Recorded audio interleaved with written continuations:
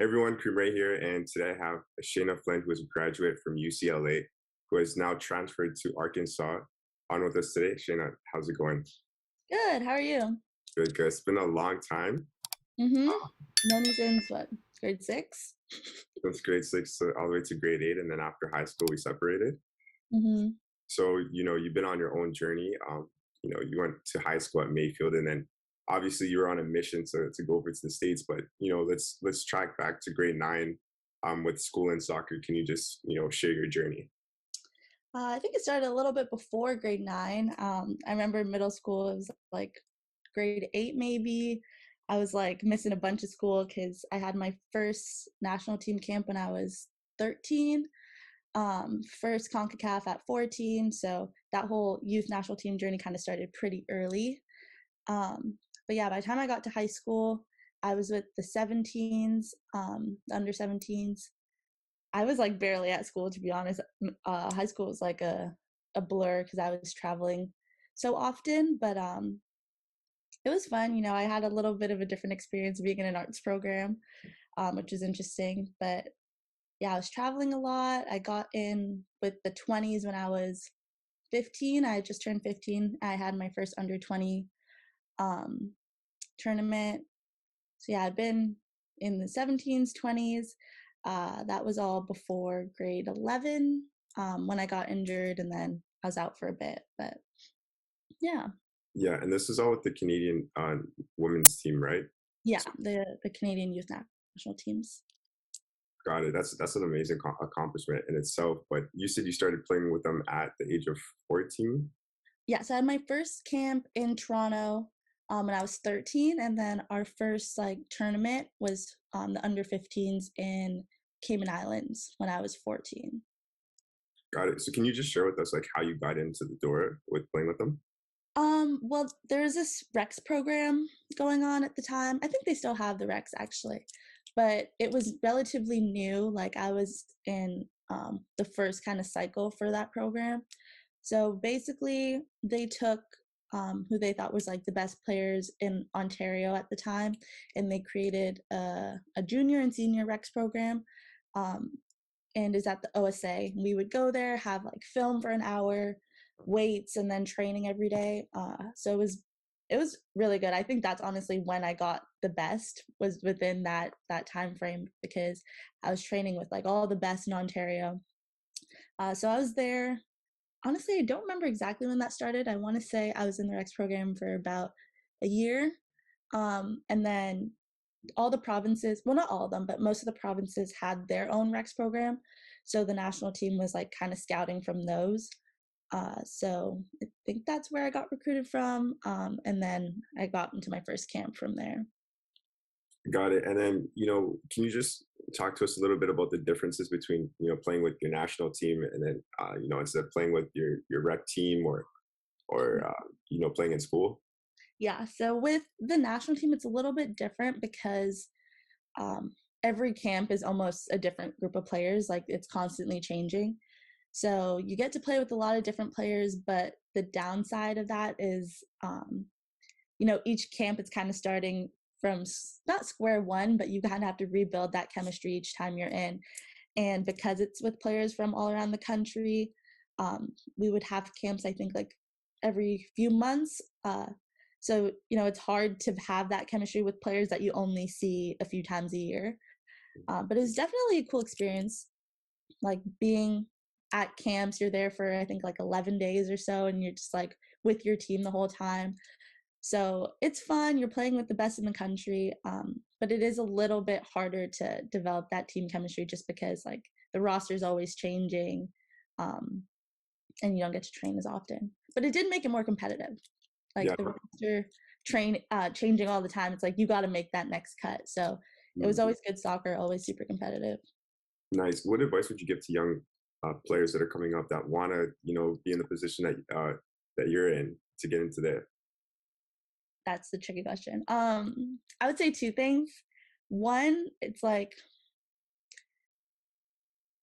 always do more than you think the next person is doing. So I know like growing up I trained with my team and like my parents are always pushing me to do like the extra. So I'd go to training and then I'd have like technical training and fitness training on my own. And honestly, like saying what everything I did out loud right now, like I'd be like, oh my God, like that was insane for a 13-year-old to be doing.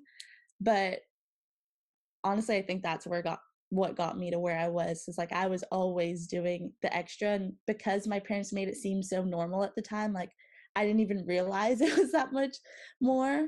But yeah, I'd say put in the extra work. And the second thing, like just enjoy it. I think that's one of my biggest regrets is like I was always looking to the next thing. I was like, okay, I made the 15s, now it's time to make the 17s. Made the 17s, now I want to make the 20s, like full team. And I never fully appreciated each step, I think.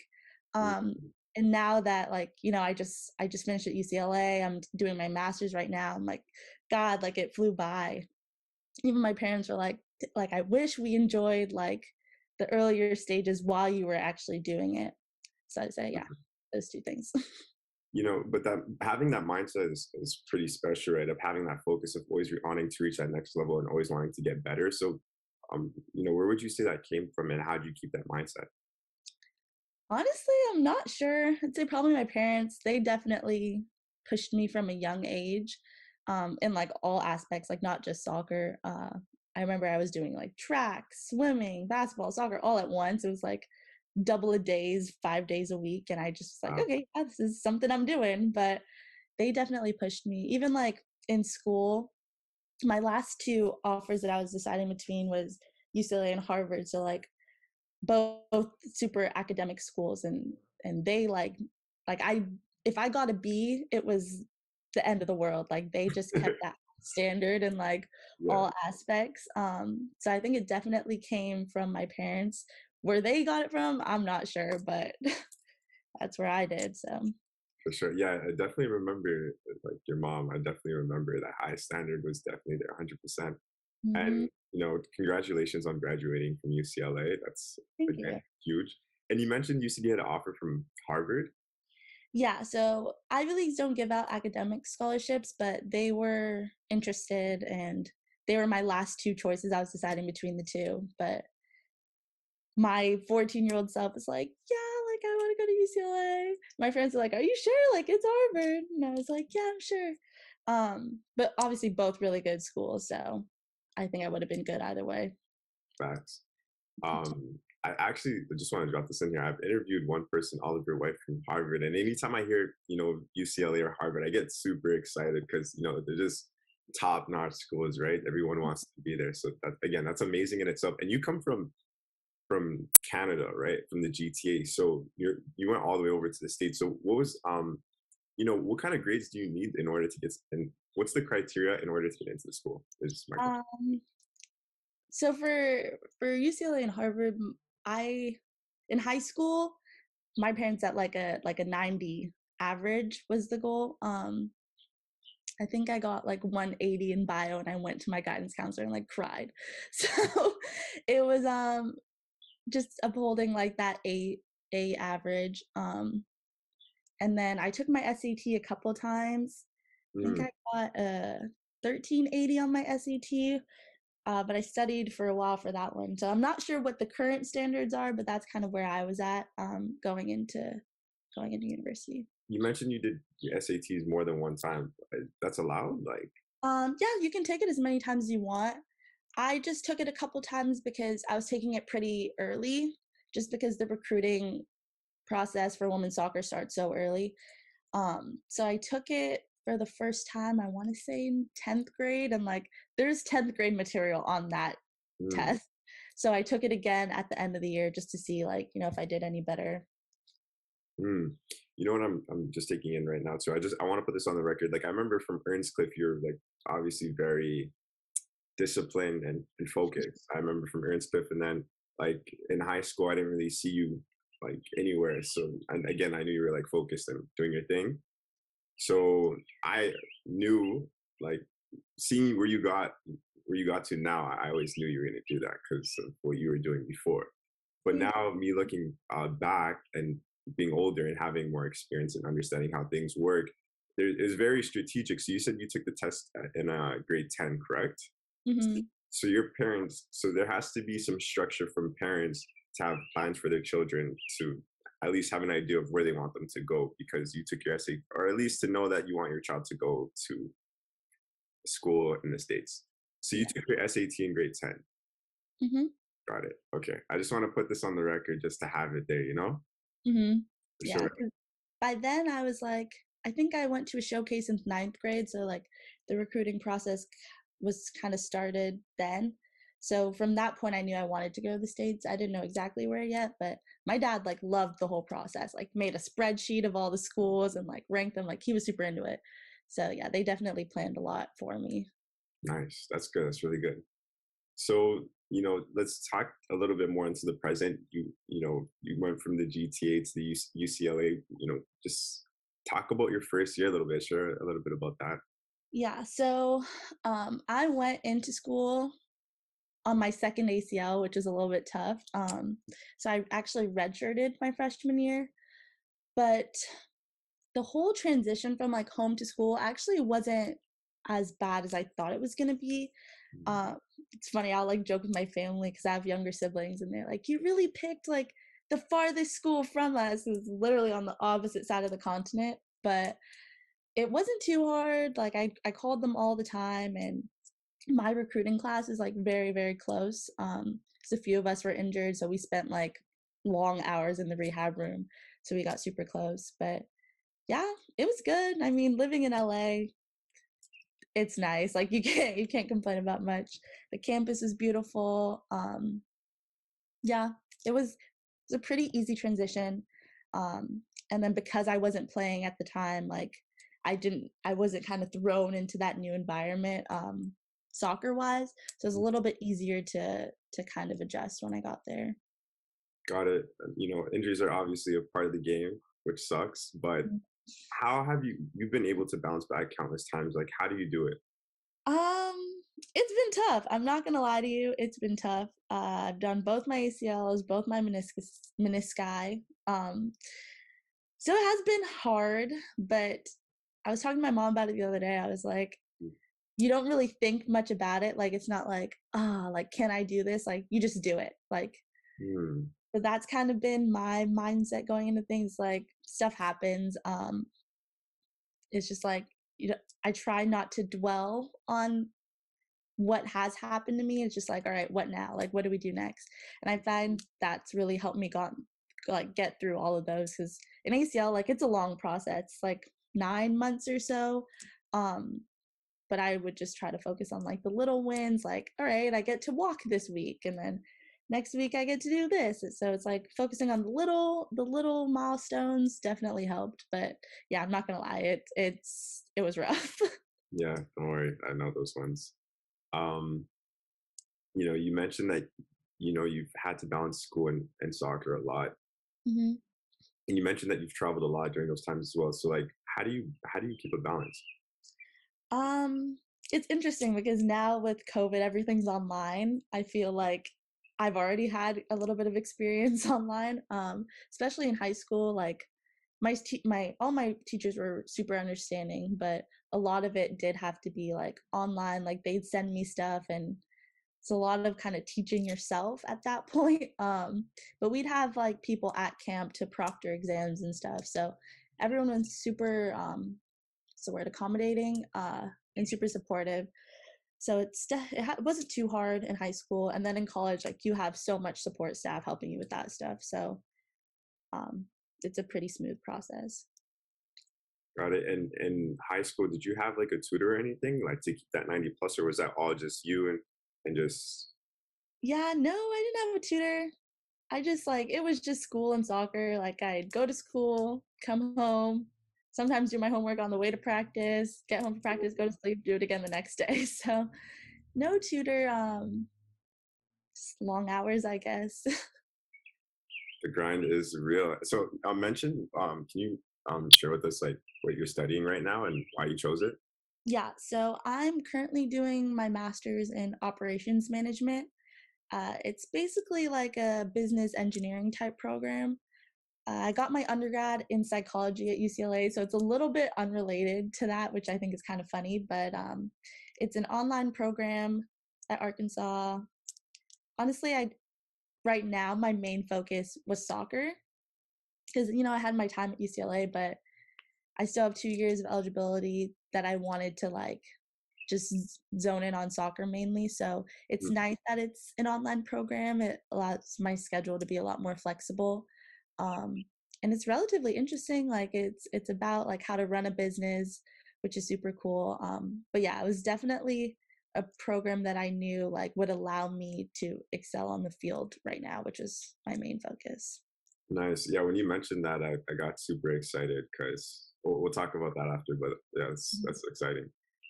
So Shana, what are your short-term goals and long-term goals? Short term right now, I just got to Arkansas. I got there in January. So I'm really excited actually to get into season in the fall with them. We had a pretty good spring season. It's definitely very different there, but I feel like I've adapted well. I'm really excited to get that season started. Um, I'd say just having an impact there. Like my time at UCLA was a little rough with injuries and position changes and stuff. So I wasn't able to have as much of an impact as I would have liked. So I'm excited to do that at Arkansas. And then long-term goals, God, I don't even know. Hopefully play pro in the near future. I do have 2 years of eligibility left. So after that, pro somewhere. Not quite sure where yet. Kind of see where the wind takes me. But yeah, Yeah, I'm definitely on the sideline cheering for you, 100%. thank you. Do you have an agent?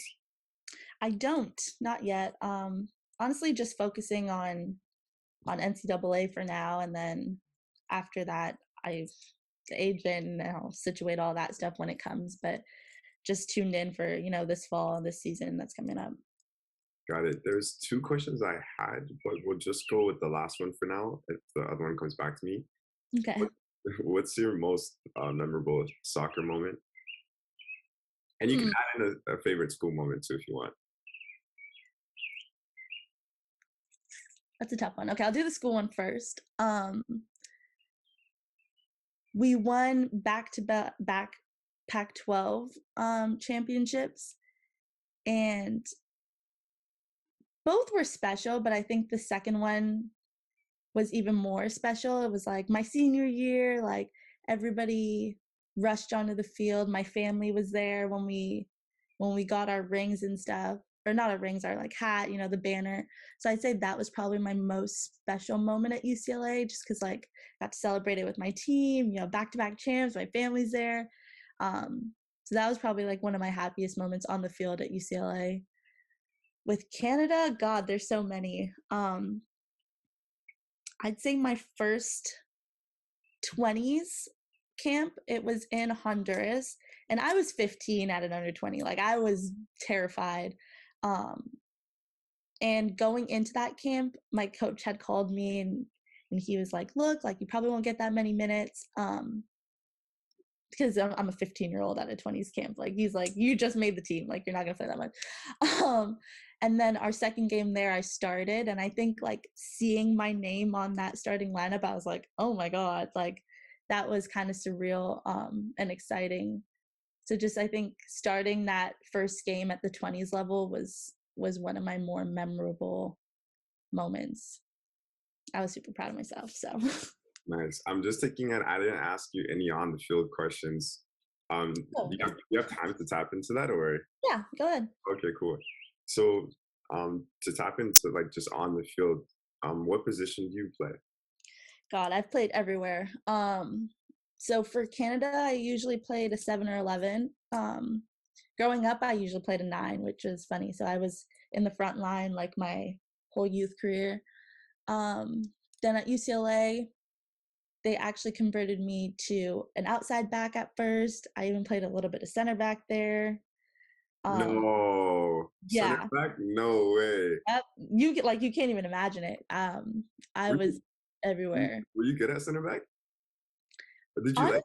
I kind of liked it. Like it was cool because you see like everything, which Mm, was different.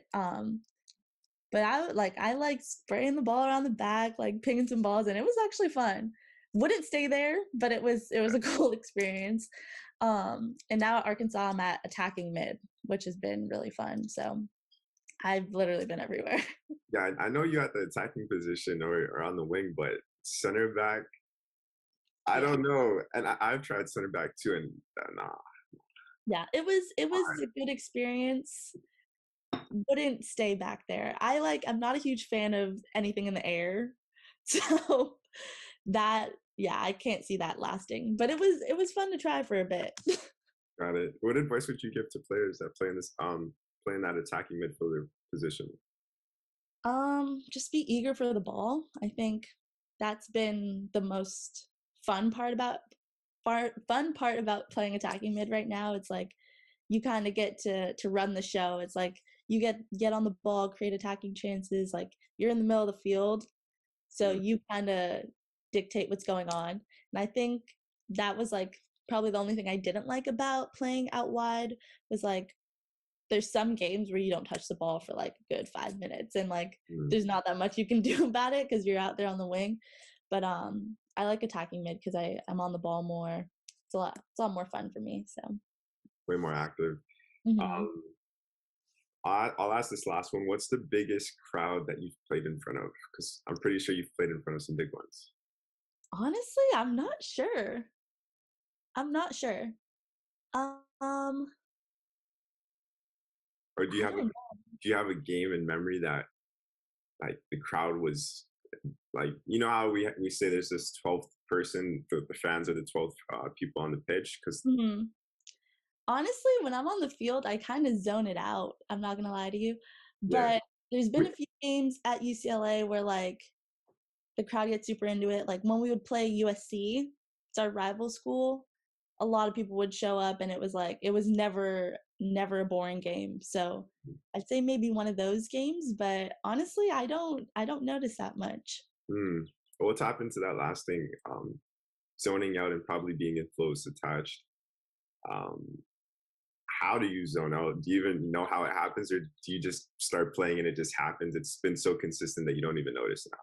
Yeah, it kind of just happens. I find when I'm playing my best, like I'm just playing, like I'm not really thinking. Mm, Um, so that probably has something to do with it. Like when you're just comfortable on the field, it's like it you don't even notice it and you're just playing. yeah. Um, yeah. Yeah, I Uh, never I never even realized that I don't notice that, but yeah.